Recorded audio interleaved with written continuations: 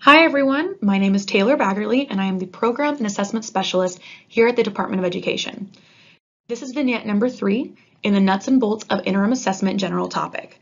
I will be discussing how to get started administering the interims. Then I will discuss the purposes of the test administration app and the assessment viewing application and the remote interim testing site. There is a total of 5 nuts and bolts of interim assessments vignettes. They are all available in the SDE Assessment and Accountability ISAT Comprehensive Assessment System webpage. Each of the vignettes discusses a specific range of subtopics. They are listed in the subtopics column. Additional resources and websites for each vignette is listed in the resources and websites column. Okay, let's start a discussion of how to administer the interims. So before you can administer an interim, there are 2 resources you need to access. First is the Interim Assessment Planning Checklist. This resource includes a list of steps, some of which are required, educators should complete in order to administer an interim assessment.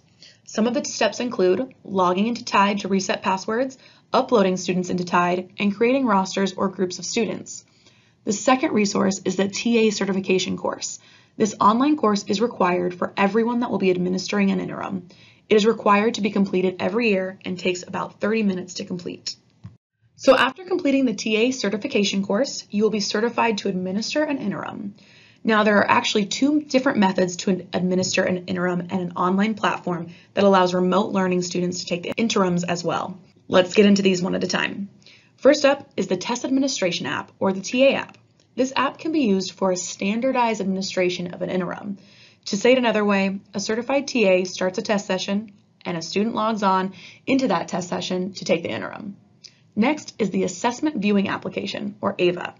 This app can be used for non-standardized administration of an interim. For example, after administering an interim via the TA app, an educator can use AVA to display the interim to a small group or class of students and facilitate a discussion of how they went about answering the items on the interim.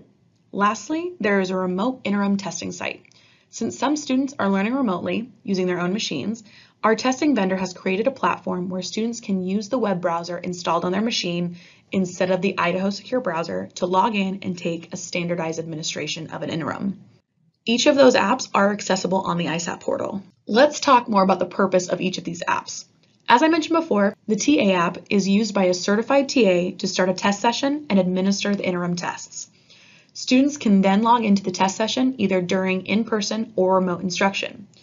Using the TA app provides the TA and students a standardized test-taking experience that will be virtually identical to a summative administration. Most importantly though, if an interim is administered via the TA app, student performance data is generated and flows downstream to the reporting system. Afterwards, educators can log into reporting and analyze that student performance data.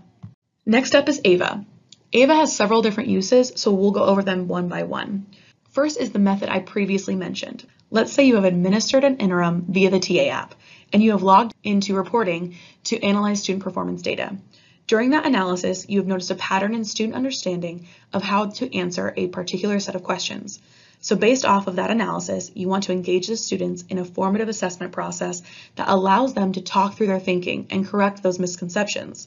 To do that, you can access the interim through AVA, securely display the items you want to go over, and engage the students in formative assessment process that allows you to determine and also correct their misconceptions or understandings. AVA is also useful when preparing to administer an interim. An educator can log into AVA and review the items on the interim prior to administration using the TA app. Doing this will better prepare the educator for the level of rigor of the items and thus how long it will take students to take the interim. Lastly, AVA can be used as a platform for a student, small group, or classroom level formative assessment. Or educators can log into AVA and administer the interim to the group as a formative assessment. Keep in mind that interims are fixed forms. A little bit more about the remote interim testing site. As I mentioned earlier, since some students are learning remotely using their own machines, our testing vendor has created a platform where students can use the web browser installed on their machine to log in and take a standardized administration of an interim. So instead of using the Idaho Secure browser, the student uses either Chrome or Firefox to log into the remote interim testing site. From there, the student chooses Idaho from the first dropdown and then Idaho Assessment System from the second dropdown. SDE has also created the Idaho Guide to Using Interim Assessments to support remote teaching and learning resource to help with remote administration. Speaking of remote learning, another resource that educators will find very informative is the Supporting Remote Teaching and Learning website. Here, educators will find resources to help with remote teaching and learning, including synchronous and asynchronous teaching strategies, do's and don'ts for administering interim assessments, formative assessment processes for remote learning, accessibility strategies for remote teaching and learning, and more. Be sure to check out that resource for support during remote teaching and learning. Thank you so much for sticking around until the end of this vignette. If you have any questions, here's our contact info. Please do not hesitate to reach out. Thanks again.